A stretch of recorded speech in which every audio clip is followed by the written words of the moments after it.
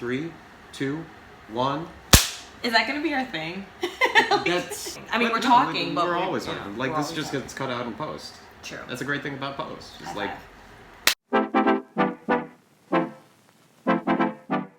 Hi everybody. Hello. Welcome to our second video. Wow. Yes. Second video.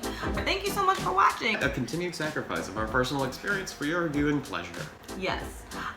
So in this video, we're going to be talking about what it was like to date in Korea. Yeah, I was in Daejeon, he was in Gunsan. Every 2 weeks, that's when we met on up. We opted to basically like show up at other places and have adventures. The first time that we met up together was Osan in pursuit of Miss Kim. Hey, you know, can you meet me in Osan? Since you told me about Miss Kim, would you be able to translate if her English isn't, you know, up to conversational level? The real secret of South Korea is that it doesn't matter if their English is up to conversation or not. You just point at the sign and point at pictures, and that's all the communication that you need. He told me to meet him in front of the Osan military base. So I had gotten off the bus at the bus stop in Osan, and me not speaking a lick of English, I just held up my cell phone that had Google Translate. Please take me here. And the guy looked and he was like, oh, military base. And that's where Jeff was. Right, and once we go on, we went away from the base and went down Bar Street, and then went down Side Street, and then went down up the most narrow, precarious staircase to ever exist, up 3 floors to Miss Kim's shop, which had a wonderful vista of the rest of the city. Miss Kim was the bomb, or is the bomb. I'm pretty sure she's still living. Right. So when you meet Miss Kim, she's really friendly, and it's her and her sister who are there. And then what you do, you just end up showing her a picture of what you want, and the woman can replicate it. She's the bomb. I wanted to take her back to America. No, I didn't fully understand black girl hair at that time, so I thought, hey, I'm just gonna like meet up with my buddy and grab like 3 pitchers of beer over the next 2.5 hours, and then by the time that's done, she should be done, right? So 3 hours later, I head on back to Miss Kim's, and I walk on up the precarious staircase, and I see her in the chair, fully blown out, looking my hair like... was wild. Oh, It was yeah. natural because I had natural hair. I did not know about the humidity in Korea. That was a mistake. I should have had some type of a protective style, but I was like, no. I'm just gonna get my hair all blown out. Right, and there she was, vulnerable and there. I tell her through Kakao Talk, hey, just look slightly to your left, and as she slowly pans And over... I check my phone and I look over and I'm like, oh no. I mean, I love my afro. I'm very proud of my afro, but I didn't. It wasn't an afro yet. It was looking like Cynthia from Rugrats. So he thought that I would be done in 3 hours, but he had forgotten. There was 2 people in front of me, and I was getting my extensions taken out. I was getting my hair washed, trimmed, blow dried, and styled. Full service. And he was like, wait, it's been 3 hours. Why are you not done? And I said, oh, you must not have conversed with the black girls at your base because this is a process. But, you know, we had a nice little night and decided to be bad and break curfew today. So my chariot turns into a pumpkin. And the way that it works is that on that Bar Street that's in front of the gate, if you got good seats, you can see all of these GIs wearing nothing but wife beaters, baggy basketball shorts and chains, just running, booking at 12:45 in order to make that 1 a.m. curfew.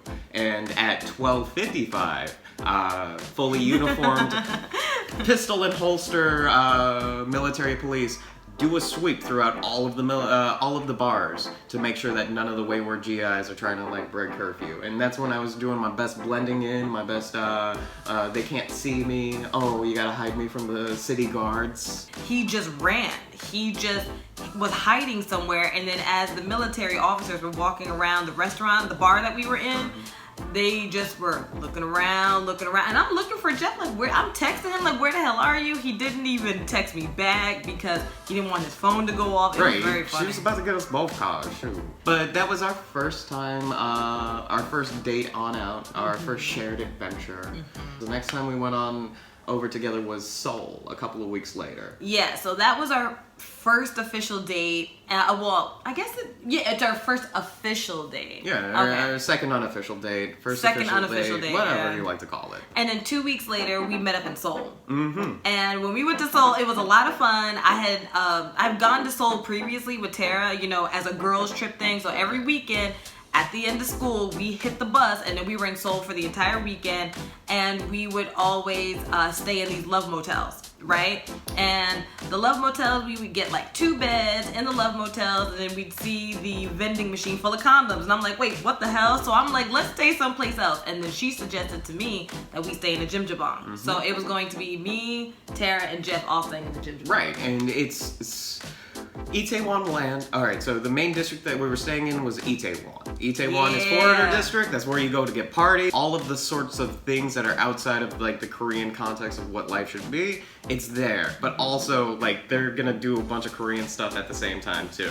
The Jimjilbang is a public bathhouse, and Itaewon Landu is the biggest one in Itaewon, comprising of about like 6 stories.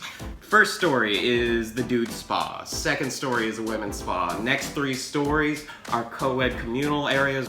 People shelves where you can just like sleep off whatever you were doing. I was like, okay, so I went and I went into the dressing room, undressed, all this stuff, and next thing you know, it was almost like someone had a scratched record, because all the Koreans, they turn and they look at me, and I'm like, wait, what the hell? There's other black people in there. They're just staring right at my boobs. Now, you probably can't tell from the video, but I am quite blessed up top, and they were just like, oh my god. Like, one of them actually tapped me on the shoulder and said, is it real? And I said, yeah, 100% natural, baby. And the next thing you know, this lady who's sitting near the bath portion, she's just like, come, I wash. Now, they had already told me that you don't have to wash yourself. You can get washed by the workers, as a service. You know, as a service. She washes my neck, my arms, my legs, my stomach. Then she gets to my boob area and she goes, and the next thing you know, she's just going like this, and it's like, yes, okay, we can stop now. I know that they're big, but I guess she was trying to figure out if they were real. So that was her way, using them as a balancing scale, which I thought was funny. And then I go and I just shower off all of the soap. And then I meet Jeff and Tara out in the communal area, and I said, hey, you know, I got that washing service, and it was great. I didn't have to pay for it. Oh, wait, no, how much was it? And I was like, oh, it was free. She did it for free. It's not free. Did they take your armband? And I said, of course it's free. And then I told him no. Did they wear a swimsuit? And I said, no, they were naked. Oh, no, she doesn't work here. This woman didn't work here. Sometimes I'm like, sometimes you see a black woman with boobs that are too impossible for the manhwa, the cartoons, and you just have to touch them for yourself. And in order to do that, you have to wash. All's well that ends well.